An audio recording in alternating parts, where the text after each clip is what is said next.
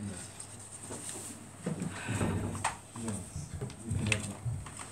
Unless you want to put it across my mouth and I get talking too long. No?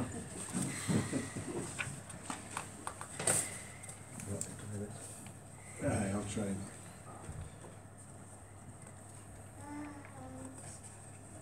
It's warm up here, eh? Take my jacket. You all warm?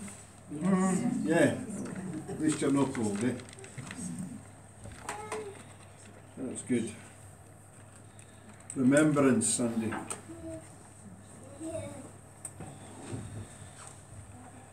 You know, if we can't remember the value of the sacrifice that was made for us by all these soldiers, and just go along to Iran and try and build a church there.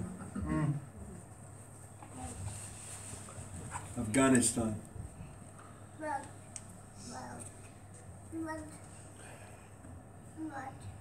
There is a greater war going on. Can I switch this thing on? No, there you go. There, I knew there was something more. There's a greater war going on, and that's the war between good and evil. Now I want to start by telling you of another battle that took place, and it was concerning the Battle of Gilboa in 1007 BC. Now, for most of Saul's reign, Saul was the first king of Israel. For most of his reign, they fought against the Philistines. Philistines would come constantly with raiding parties and armies. Remember the story of Goliath, and the Israelites were cowering away from this giant, and they couldn't find a champion to fight until David came along. You've heard that story in Sunday school. And he killed Goliath with a stone hurled through a sling. Then, of course, the people began to like David. Some would say more than Saul, and certainly Saul thought so. So Saul became jealous. And although David became very friendly with Jonathan, Saul's son, the jealousy between Saul towards David got so strong that they fought and argued, and there was a war between them as well.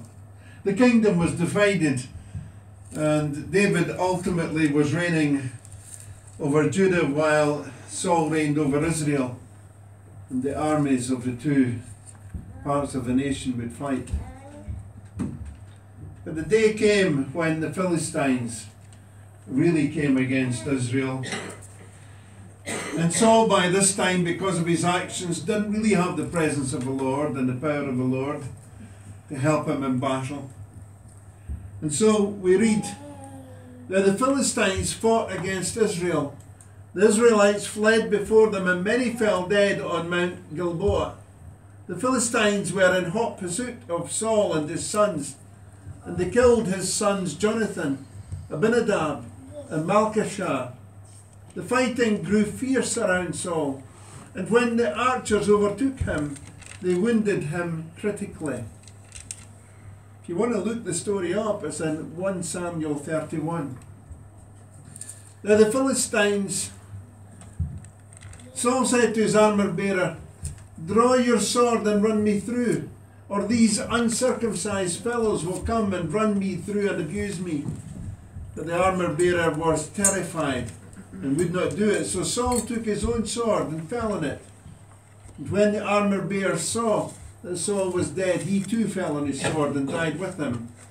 So Saul and his 3 sons and his armour-bearer and all his men died together that day. I don't know how many Israelites died that day. I was telling you some of the statistics of the 2 world wars. I know that in one encounter with the Philistines, Israel lost 30,000 men, which would be an awful lot for those days. But it's not just the casualties of the military that we need to worry about. We read in 2 Samuel 4, verse 4. that Jonathan, the son of Saul, had a son who was lame in both feet. He was 5 years old when the news about Saul and Jonathan came from Jezreel. So here's this battle taking place. His father dies, his uncle dies, his other uncle dies, his grandfather has died. And they come saying that the Philistines are coming.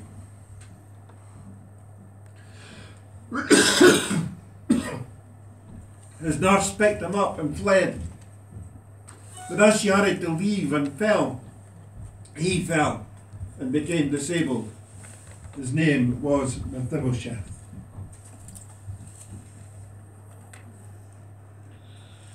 You know, he could have easily said, it's not fair.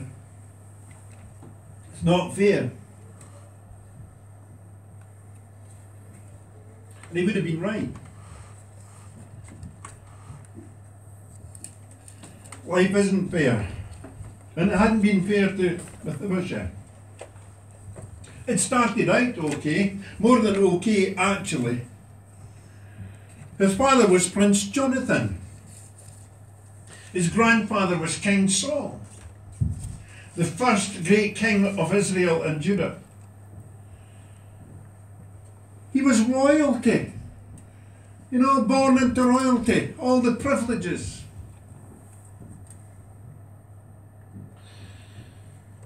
When he was young, everything seemed to come his way. The gifts, the friends, the fun, the family. He had it all because he was royalty. Back then, he even had a royal name. Mirab-Baal, meaning opponent of Baal. Baal was a false god, you'll know that. But now his name was different.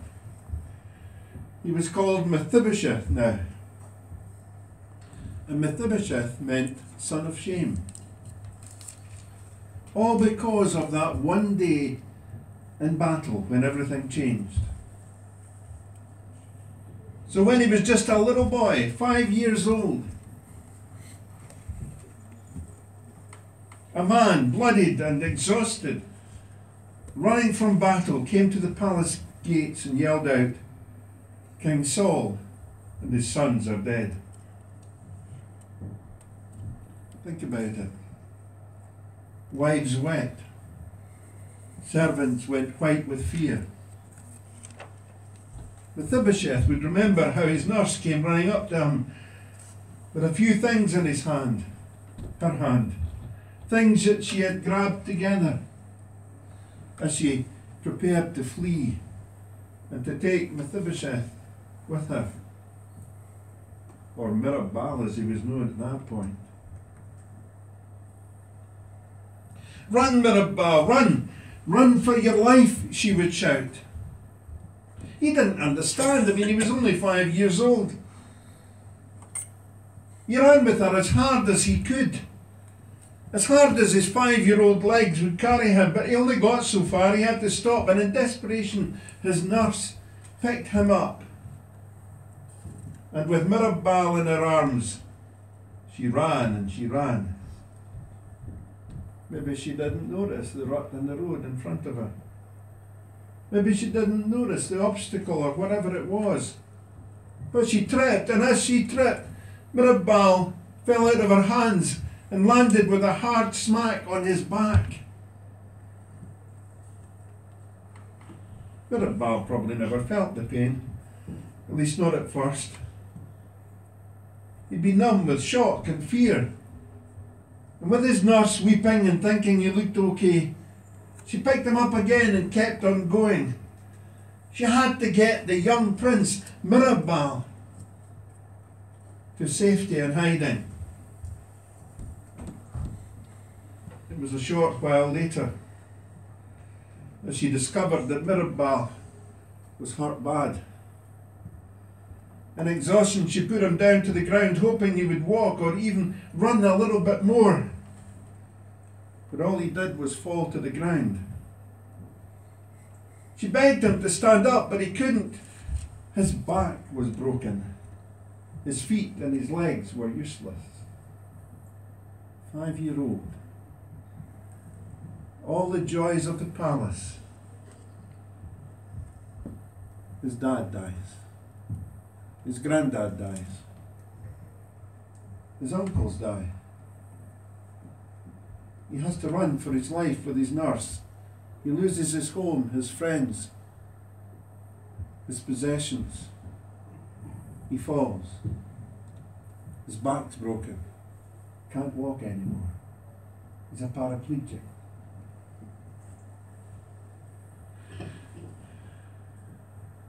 It wasn't fair. It was hard, very, very hard. Hard for a long time. For a 5-year-old, it certainly wasn't fair. Now, you ever felt like that? Alone? Broken? Without family? Without friends? Without hope? Life isn't fair.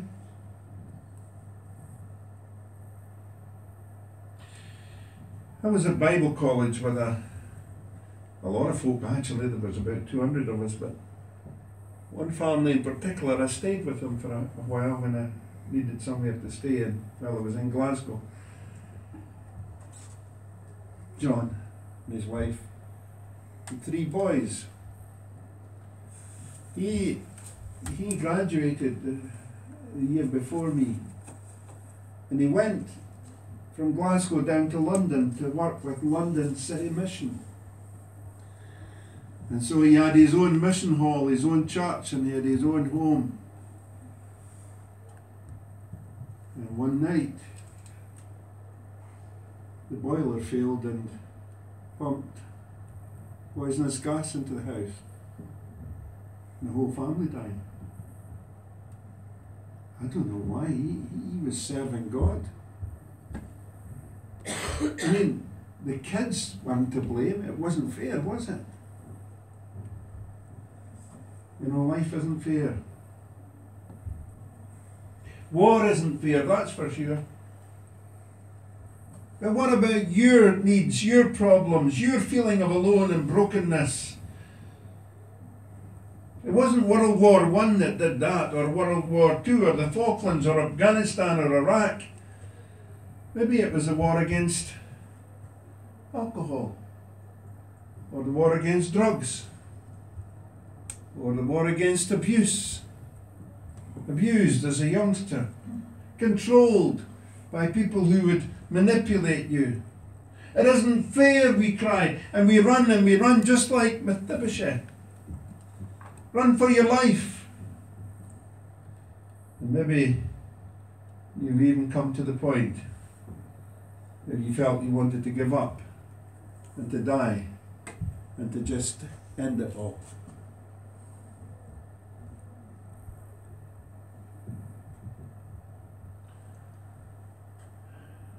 Life isn't fair. Is that how you feel? Life isn't fair. The Bible's full of folk who felt that life wasn't fair. What about the widow and her son with just enough oil and enough meal to make one last loaf of bread before they died?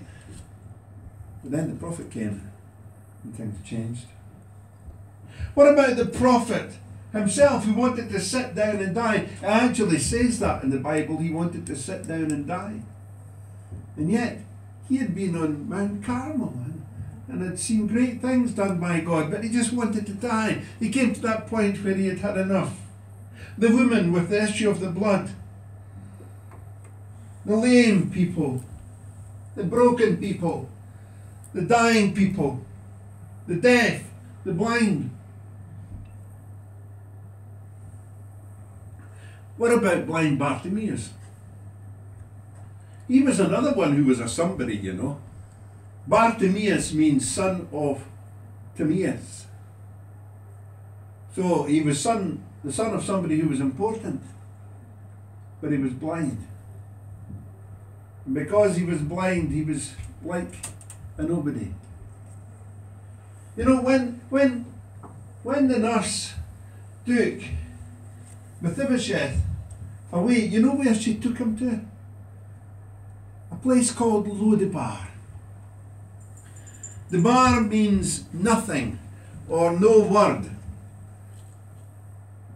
and or nothing or word, and lo means no. So she took him to a place that was no name, no word, no nothing, a nothing place. A nobody, paraplegic, nowhere, in a nothing place. That's the result of war, you know.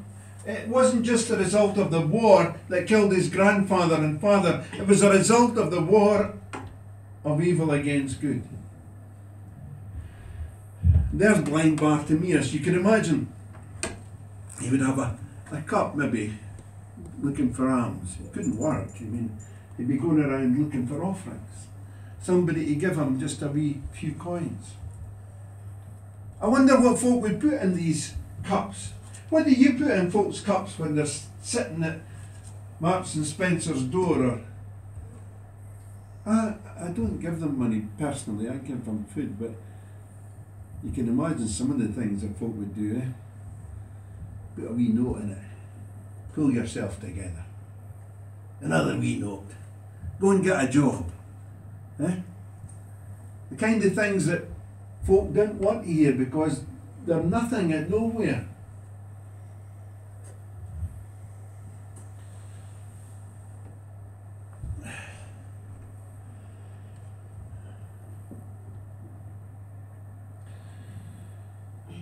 Samuel 3 verse 1, we read the war between the house of Saul and the house of David lasted a long time, and David grew stronger and stronger while the house of Saul grew weaker and weaker.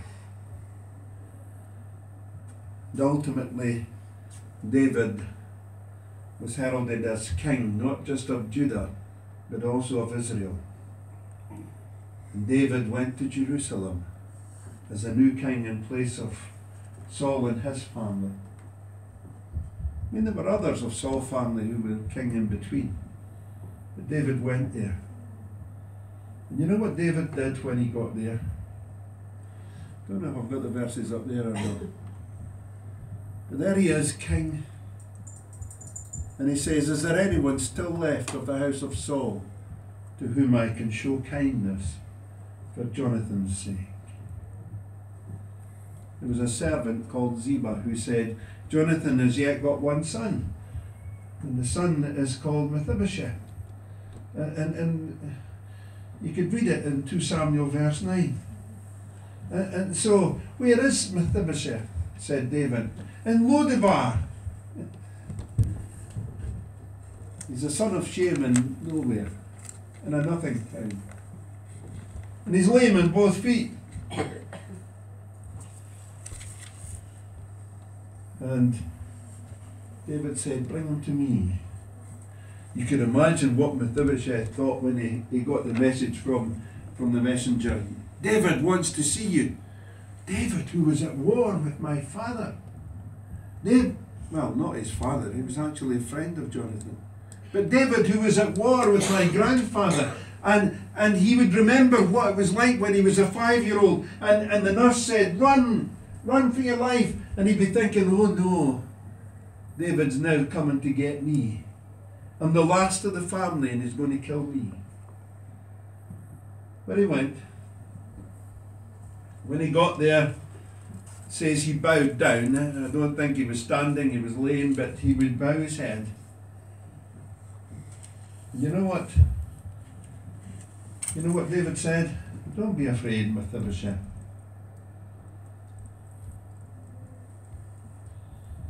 Don't be afraid.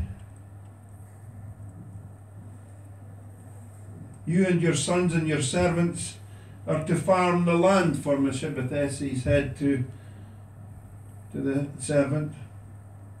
And Mephibosheth, grandson of your master, you will always eat at my table. And because David had loved Jonathan, he took the lame Mephibosheth, the 5-year-old boy who at one time would have thought life wasn't worth living. And he says, come back. Come into my house. And I'll look after you. I'll give you all the goods your grandfather would have given you. You'll eat at my table.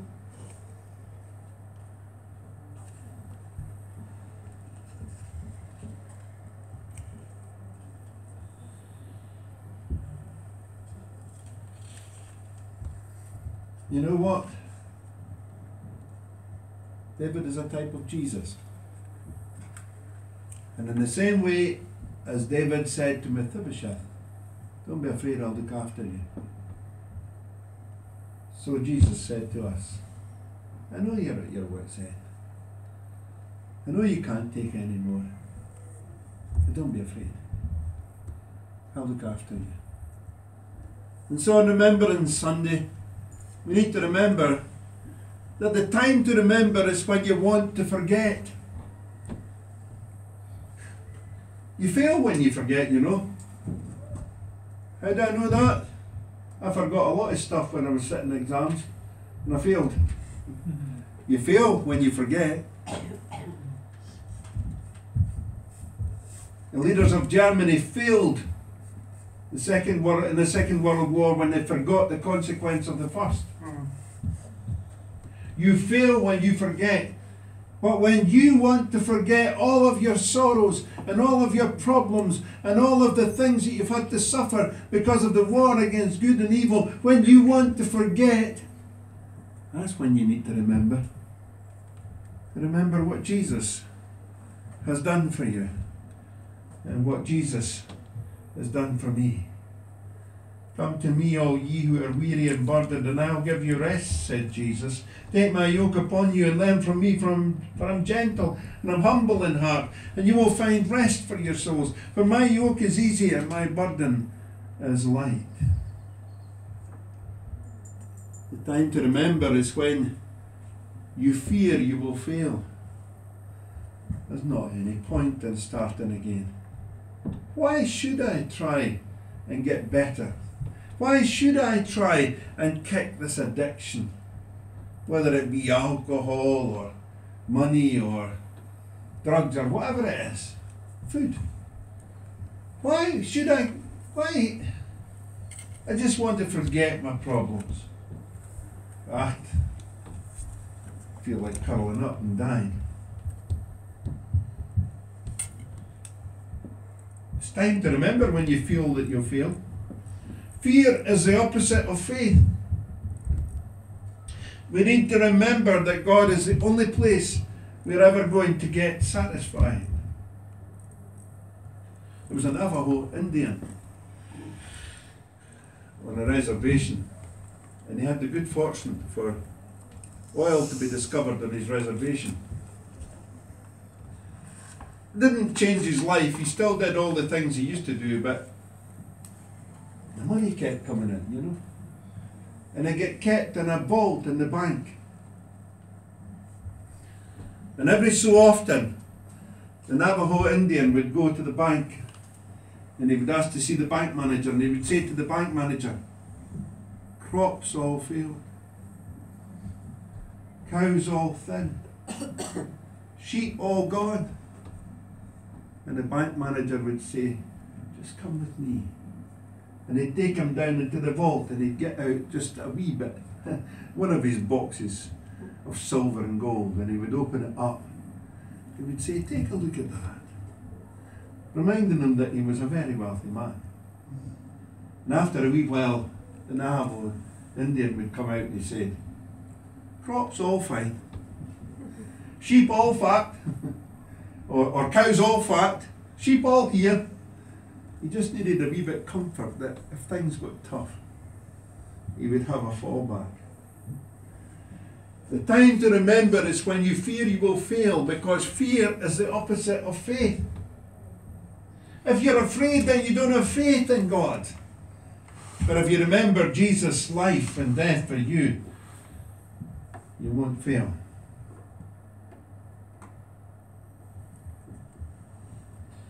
You see, the time to remember is when you need to have faith. Faith comes from faithfulness.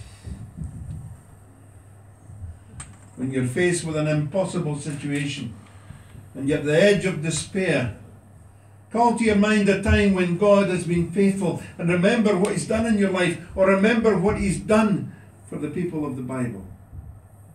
Because He'll do it for you. Can you see how compassionate David has been in these last 3 Psalms? You remember how Jesus was in the puppet show? Yeah? That's what Jesus wants to do for you. If you're having a hard time, if you're still fighting your wars, Jesus wants to do that for you. It's time to remember the victory that Jesus has won for us. 1 Corinthians 15, thanks be to God, He gives us the victory through our Lord Jesus Christ. Therefore, my dear brothers and sisters, stand firm. Let nothing move you. Always give yourselves fully to the work of the Lord, because you know that your labour is not in vain. Thanks be to God, He gives us the victory. Greater is He that is in you than he that's in the world. Jesus said that. Greater is my spirit in you when you become a Christian than the devil coming against you. See all these problems that are frightening you. See all these things that are getting you down and want to give up on life. Greater is my spirit within you than all of that. Time to remember. That's Remembrance Day. It's time to remember Jesus. Remember Him in communion. And David's going to lead us in that just now. I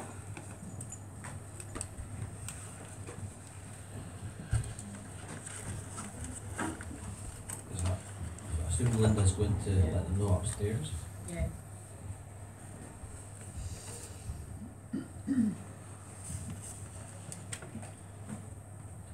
Justin, could you